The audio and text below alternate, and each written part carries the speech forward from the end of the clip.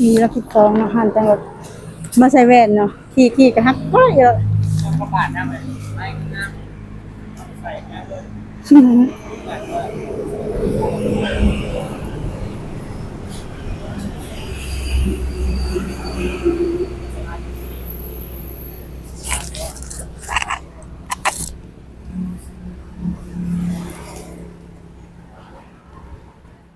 ยังไงออกมือนี่วะมันทำมันใส่กับแจพอดี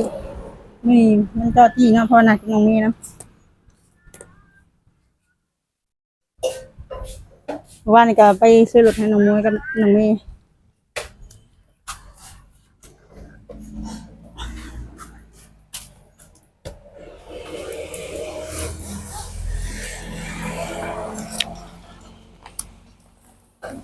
ครับ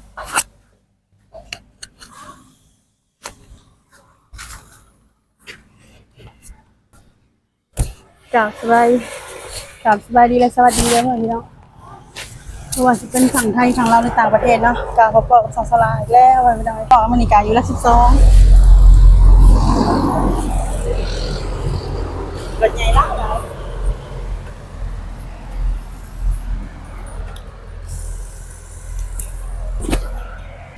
สายก็พาแม่ไปคุดไปซื้อท่อของน้ำนะเพราะว่าของน้ำมันเต็มเลยไปคุดคุ้มของน้ำต่อบัดนี้จ้ะ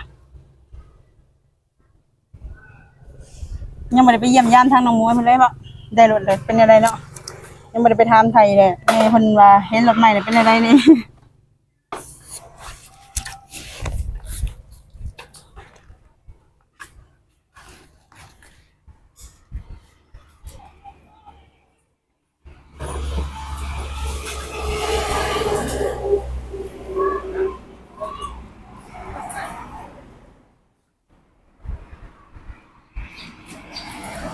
ในห้างจะใส่กระแจหลอกเลยค่ะ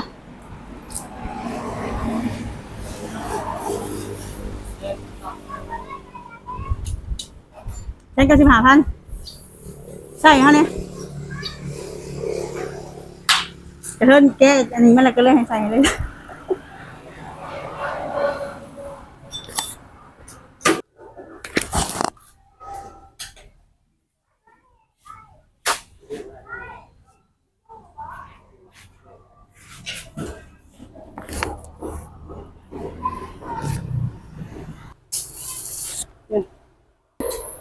กำลังจอดเรียนรถมาขั้นก่อนแล้วก็ฮักแบบนี้แหละตกคุ้มต้นคุ้มไร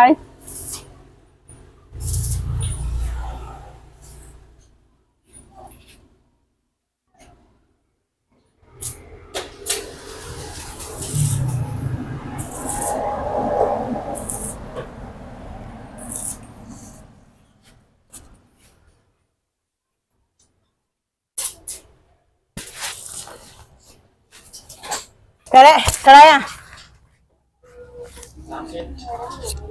30 ปุ๊บจะยาวแพงแล้วก็มาจอดแล้วก็แรกกับพันเนี่ยถามว่าโอ้ยพันก็ได้เอากำลังประกอบตอนนี้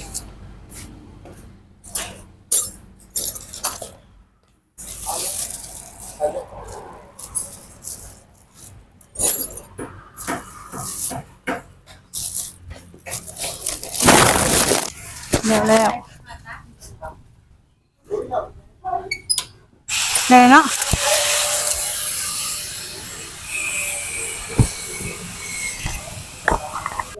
เรียบร้อยแล้วพอพี่ละใส่ไว้เรียบร้อยแล้วเดี๋ยวสิเมื่อเฮือนกันแล้วบัดนี้ตอนนี้กำลังเดินทางกลับบ้านจะไปคุ้นของน้ำต่อมาพี่น้อย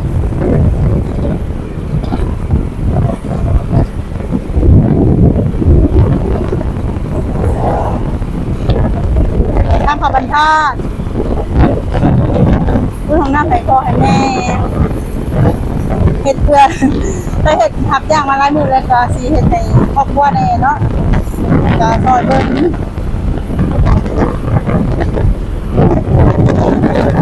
แค่เอาบ่ต้องเลี้ยงมากๆแต่ว่าดูแลเฮ็ดแค่คนในครอบครัวเฮาจะใส่ก็เพิ่นก็มีความสุขเฮาก็มีความสุขเป็นรอยยิ้มของเพิ่นเฮาก็ดีใจเนาะ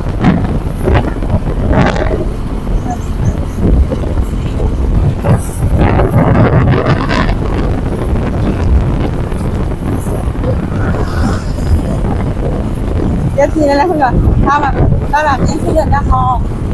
ตลาดโอ้เป็นมาตลอดเลือดดังออกเป็นมาแต่ต้นแล้วเนาะตลาดเป็นเด็กต้นเติมแล้วแต่ว่าปีหนึ่งมันเสี่ยวเราจะไปข้างหนึ่งว่าจะซักแต่ละปีมันที่เป็นแบบนี้ตลอด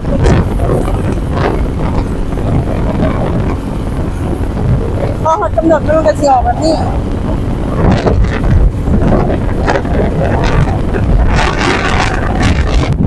เดี๋ยวสลักกับสิลักขนาดนี้เนาะวัดป่านาคีติบอดี้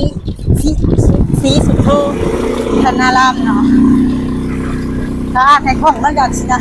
อันนี้สลักอ่านมาของอ่านเป็นกลางแบบนั้นไอ้ก็คือหลักจากทางนี้ก็จะเป็นออกไปทางหลังวัดก็เป็นทางเขาเงินสลักเป็นหมู่บ้านใจบุญเนาะเด็กแถวคนยิ่งฉันรู้ตัวเสมอคนยิ่งเธอไม่คิดอะไรยิ่งคน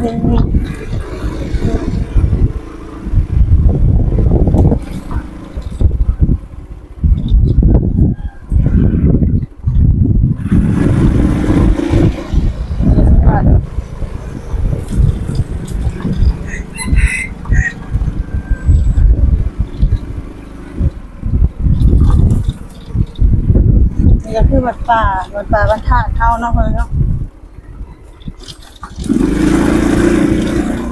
มีของมันอย่างนี้เป็นโรงงานหนึ่งก้อนโรงงานเสาไฟฟ้า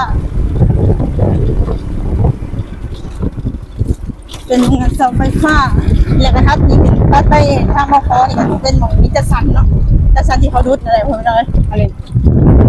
ยินตามใจหมักตามใจผู้ซื้อยินแต่สันตามใจเนาะนี่ก็โรงงานเสาไฟฟ้าแล้วก็ผลิตน้ำแล้วก็ผลิตน้ำก้อนมันเด็ดดิมีทางเขาเงินสลาก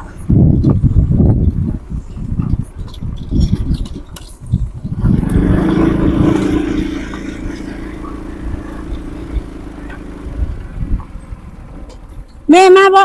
สบายดีน้ำก้อนเอาไปใช้อยู่นี่น้ำก้อนไปซื้อน้ำก้อนบ่เอาไปกินนะ ไปกินสิไปใช้นี่ ตลาด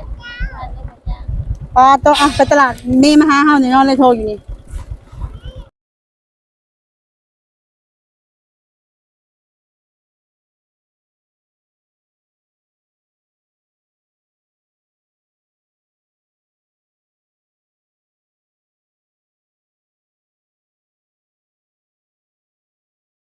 เพิ่นมากับน้องอุทัยมาลิน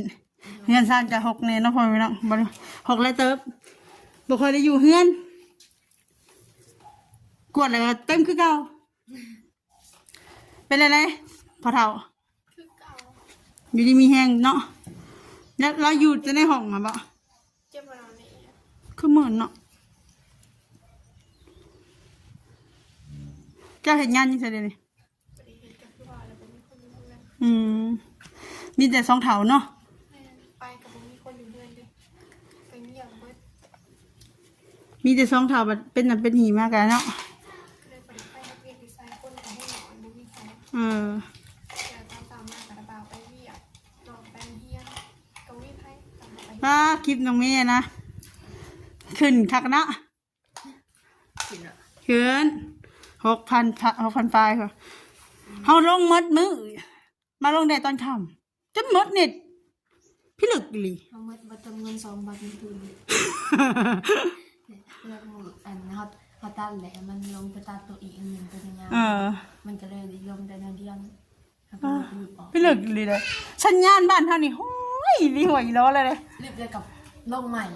เขาลงมดมือบางทีเขาลงแต่เสาจะเท่าขำยังบ่ทันได้ยังบ่ทันเข่งสั่งนะคะว่าอยู่บนทางเขาอยู่นะไวแต่เปรียวเขาสัญญาณมันอยู่ใกล้ น้องเมย์เพิ่นก็มาเนาะมาเล่นว่าโอ้ยว่าสิช่วยกดห้องน้ำกันมื้อหน้ามาก็ซอยเลยเด้อห้องน้ำเต็มโอ้มันเต็มเด้มื้อเช้านี่ก็ไปซื้อทอกับเงินเหลือและเงินได้ผู้ใหญ่ให้มอบให้ซุมเฮานั่นแหละ ปุละ2,000แหละซื้อท่อแล้วแต่กับป้ายมันเป็นกับว่าแม่บริวารยังเป็นกับว่าเนาะอะฮะซื้ออยู่เนี่ยทอเม็ดหนึ่ง120,000ถ้าว่าซื้ออยู่ผู้160,000 150,000ถ้า80มาเส้นทอละ100,000ไปซื้ออยู่พ่นซิมไปสั่งพ่นซิมมืดเนาะเรียกว่าน้องเมย์ดำบ่แม่นเราหยอกเฉยเด้อบอกว่ามันโทรศัพท์หน้าจอมันมืดเนาะพากันกี่เห่าแล้ว มีขอแล้ว เฮาก็มาแต่จอดรถนี่เด้จอดเวรรถ25,000ไปเลยค่ะ เดี๋ยวจะ กะซี่แบบว่าซี่ให้เบิ่งจังซี่นะเว้ยซี่นี่กว่าว่าอะไรเนาะซี่นี่ก็บ่ได้ดอกเนาะเอามาแทนแบบเดียวกันใส่ได้ซะ อัน ของเฮาบ่มีกระตาเด้อ อ๋อจ้ะอย่าอะไรว่าแป้งกันยังไงอันตอนนี้การเห็นจะเห็นรถใช่ปะเห็นรถอันเอื้อยโฟนเด็กกำลังสิว่าสิบีบแก้เลยบีบอ้าวมันชุบอะไรอยู่วะในห้องใส่อยู่เบิด บ่อันนี้ส่วนหลายมันสิเพไว้ได้แบบนี้ค่ะ มันอะไร อันนี้คือกันเฮาเอื้อกับสิเพได้นี่มือสตาร์ทดิ มันเพลมันแหละ ไปนะ ฮะ ไปสิบเอ็ดได้สตาร์ อะไรล่ะ หอกว่าซื้อไม่พอเดือนได้ตอนเราซื้อมัน มันเป็นของส่วนหลายมันเป็นของกินบ่แม่นของไทยเนาะของกินส่วนหลายของบ้านเฮามีแต่ของกินว่าจักมาชิงกะเบลอยู่นี่เลยเด้อเอาสบายดี สวัสดี สองมือ สวัสดี ชิงกับเบล สบายดีลูกสบายดีลุงป้ากำลังตรวจสอบช่องของน้องเมย์เนาะผ่านมาแล้วพ่อแม่พี่น้องผ่านแล้วกับเพิ่นให้ยืนยันเพิ่นให้บ่แม่นเพิ่นให้ยืนยันตัวบ่ผิดอ่ะหน้าจอหลอกอีกแล้วผ่านแล้วเพิ่นให้ไปกดแบบว่าร่วมเคียวเตอร์อย่างนี้เลยเรื่องสั่งบัญชีอะไรสั่งรายได้อะไรพ่อแม่พี่น้องเอ้ย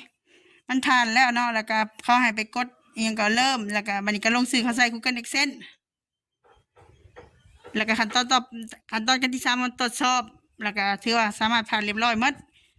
ก็สามารถยืนยันตัวตนเพื่อสั่งรายได้เพื่อหับเงินนะโดยเนาะก็กำลังเบิ่งให้เพิ่นอยู่แต่ว่าสมองยังผ่านเรียบร้อยหมดแล้วพ่อพี่น้องเอ้ยก็ดีใจนํผ่านได้เนาะมีแต่เรื่องขั้นตอนการกรอกข้อมูลExcel นี่ยังไง